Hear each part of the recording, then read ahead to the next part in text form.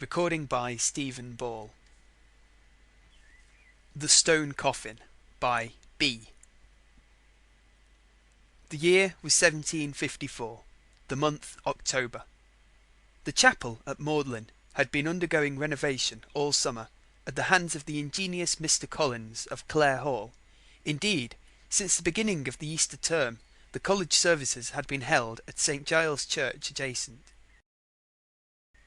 Mr. Debris, the bursar, a big bluff man, was pacing in the court in the autumn sunshine.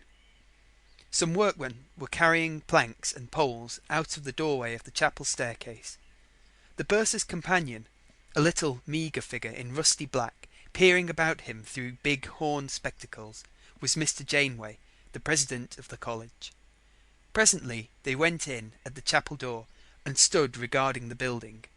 "Dear now," said Mr. Janeway, staring about him, "I hardly see where I am. A great change, no doubt, but it is a chaste design." It certainly was a change. But out of a Gothic building with an open roof, much as we see it now, the ingenious Mr. Collins had made a place more like, one would have said, the dining hall of a Roman consul than a Christian church. The roof was cut off by a flat plaster ceiling, heavily ornamented. A classical arch spanned the sanctuary, and the east window was obliterated by a columned piece of statuary. The floor was elegantly paved with black and white marble. Mr. Debris looked complacently about him. "It is not such a change to my eyes," he said, "because I have watched the work from the beginning. It seems to me a very respectable place." "And pray what does the master think of it all?" said Mr. Janeway. "That I cannot tell," said Mr. Debris rather curtly.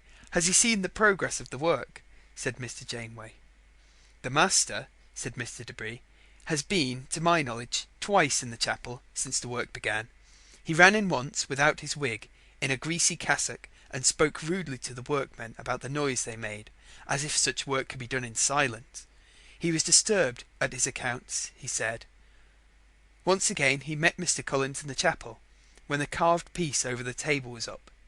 He said to Mr. Collins that he was given to understand that the figures were those of saints and angels, but that they appeared to him to be something much more indelicate. Then he laughed, and said he supposed it was the effect of the plaster work, at which Mr. Collins was greatly mortified. But so long as he can find fault and has nothing to pay, the college may go hang for him. He has gotten a prebend of Durham, they say, by interest this last week, and that is all he cares for." "Tut, tut," said Mr. Janeway soothingly. "Now," said Mr. Debris, striding up the chapel, "come hither with me, and I will relate to you a curiosity. About 6 weeks ago the workmen were laying the floor, and one came to me and said they had found somewhat. It was hereabouts by this step." He stamped on the pavement and then continued. "When I came in, they had uncovered and broken in pieces the lid of a stone coffin just here, and I bade them take the bits out. I tell you it was a strange sight beneath. There lay a man, his head in a niche made for it in the stone, robed from head to foot in an embroidered robe of the colour of a butterfly, one of the orange-brown ones that you may see sitting in summer flowers, with figures and patterns inwrought.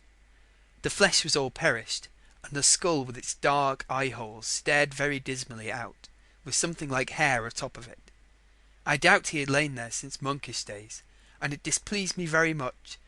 I stooped down and picked at the robe, and it all came away in my hands, falling to dust, leaving but a few coloured threads. The bones had mouldered too, all but the thigh bones, and they were brittle. 'Come,' said I, 'the less we look on this, the better.' So I took a besom in my hand, and swept the whole carcass, bones and dust, and robe and all, to one end of the coffin, and it made but a little heap there. I prodded the skull out of its niche, and that all came to dust too.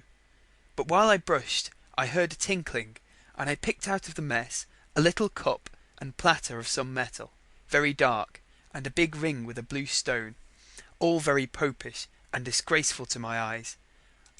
I have them in my chamber, and I shall send them to Mr. Gray at Pembroke Hall, who cares about such oddities. Then I had the coffin broken up and carried to the stonemason's yard, and dropped all the dust into the hole thus made. saw that they put the soil on the place and battered it well down. A good riddance, I think. "Dear now," said Mr. Janeway, musing, "that is a strange story, a very strange story. But, Mr. Debris, if you'll pardon me, I do not like your action very well. It seems to me that the man, whoever he was piously bestowed here, and had a right to his rest. So it appears to me, but I speak under correction." "Pish!" said Mr. Debris. "Here's a pother about a parcel of old popish bones. I am one who hold by the glorious Reformation, and I would cleanse the temple of such recusants, if I had my choice.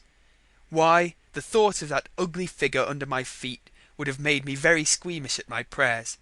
I wonder at you, Mr. Janeway. Indeed I do." "Well, well," said Mr. Janeway, "there are many opinions, but I cannot like the business. Maybe he was a holy man, even if he died in sad error. I doubt he could have known better." "A sincere study of the word would have shown him his abominations," said Mr. Debris. "I am a Protestant, born and bred, and I have no patience with old mummeries." Mr. Janeway sighed and said no more, and presently they went away. It might have been a week later that Mr. Debris awoke suddenly at night in his room, which was in the right-hand corner of the first court as you come in by the gate on the ground floor. He awoke half in terror and half in anger, troubled by a dream, and thought that he heard someone moving very softly about his room, which was lighted only by a little high window in a deep recess that looked out towards the river, onto what was then a little street or lane of houses running parallel to the college. The window was bare of any curtain, and Mr. Debris thought that he saw a very faint figure crossing the glimmering panes, it being bright moonlight without. Mr. Debris was as bold as a lion. He sat up in bed and shouted out in his great voice, "Eh, what? Holla ho! Who is that? Eh, what did you say? What do you there, sirrah?" His voice reverberated in the little bare room, and died away, leaving a shocking silence. Nothing moved or spoke.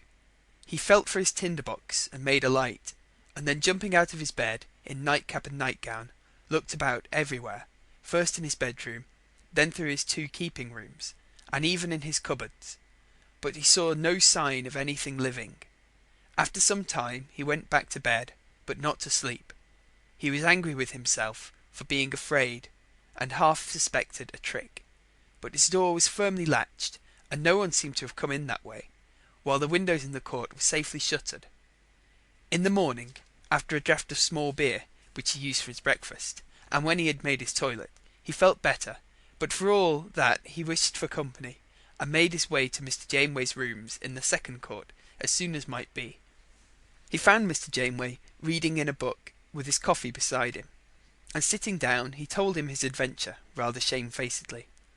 Mr. Janeway nodded his head and said very little, save this, that he too, when his stomach was at all disordered, suffered from disturbing dreams. "A little sick fancy, no doubt," he added comfortably. "It may be," said Mr. Debris moodily, "but I think there was someone with me in the room.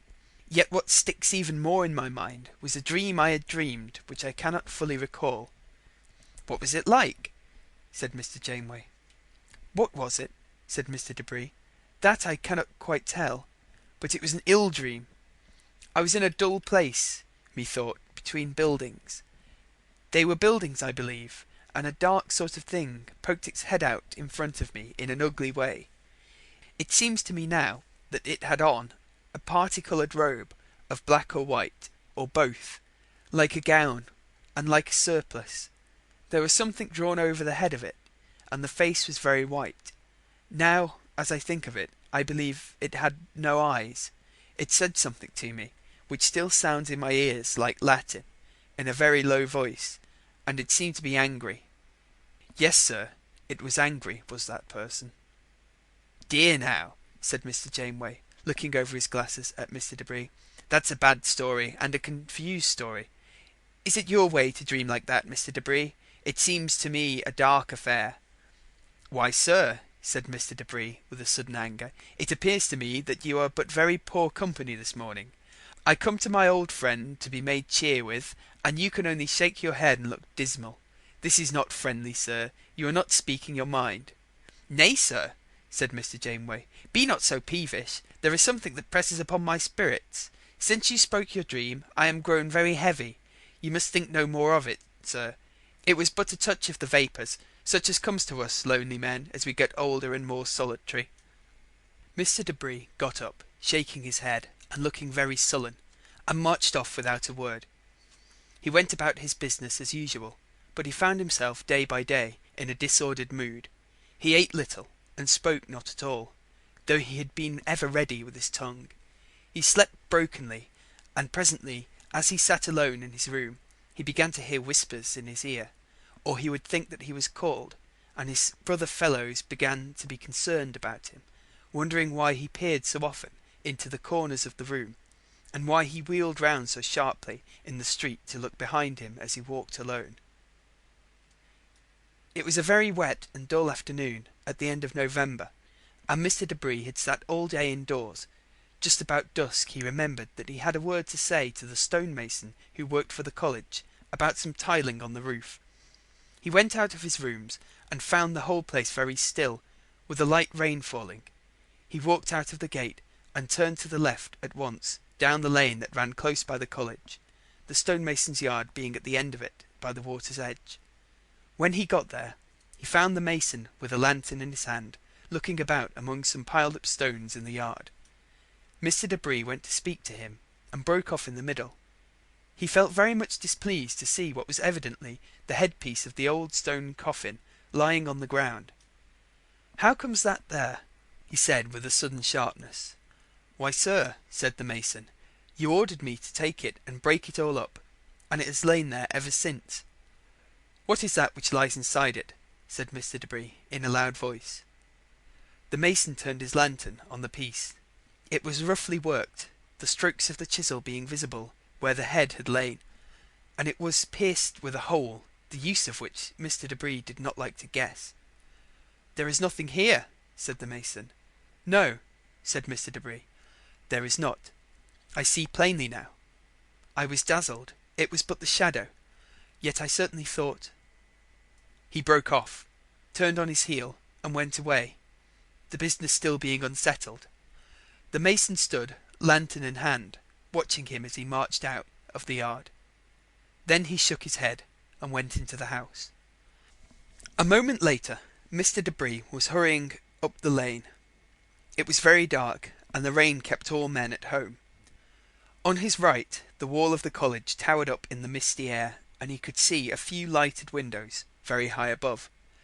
The houses on his left seemed all dark and comfortless. He went on until he was close about his own rooms, which lay next to the street. Suddenly, out of the window of his own bedroom, just above him, not a yard away, there came with a silent haste the head and shoulders of a man, wrapped up, it seemed to Mr. Debris, in a parti-coloured robe, black and white, with a hood over the face. But the face itself was visible. A dead yellow-white, like baked clay, with holes for eyes. There came a faint, thin voice upon the air, and words that sounded in Mr. Debris's agonized ears like "Quare inquitasti me ut suscitare." But Mr. Debris heard no more. He fell all his length in the wet road, and presently turned over on his back, where they afterwards found him, still looking upwards. End of The Stone Coffin by B.